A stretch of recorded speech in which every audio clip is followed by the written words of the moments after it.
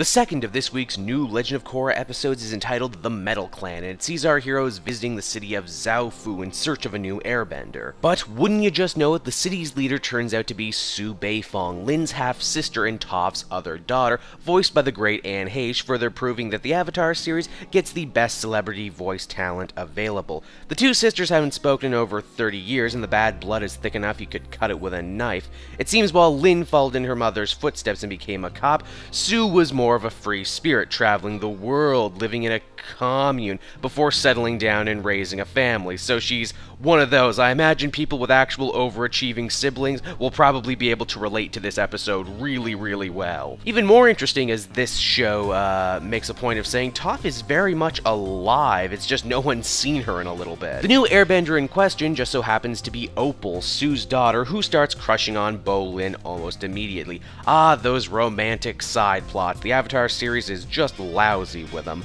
This offers Korra an interesting new chance to grow as a character, this time as a teacher of bending. It's actually a short, but really well-received little scene. And while we're on the subject of teaching, Zahir manages to infiltrate Airbender Island in order to spy on our heroes. It seems that he has quite the working knowledge of Airbender lore and mythology, despite the fact that he has only just recently gotten powers of his own. The surprise twist of this episode is that Varric, everyone's favorite character from Season 2, is still kicking around and living in Zaofu. Why, even Bolin welcomes him in the way that I imagine the audience would.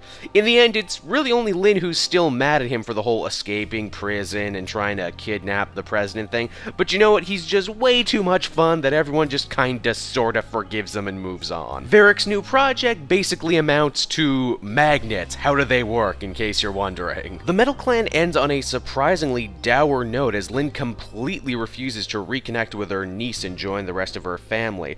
Obviously, there's a lot of this story that we haven't heard yet, and I'm really interested to see where this whole bit is going to go next. The Metal Clan is a real lore-building episode, both for the Beifong family and metal benders as a whole. You know, people love to talk about mature themes in animation, and they way too often think it relates more or less to sex or violence, but listen to me well when I say that it's stuff like the heartbreaking family drama in this episode that is the real mature content that animation should be tackling. And it does, and this is why I give this episode an 8 out of 10. Very enjoyable.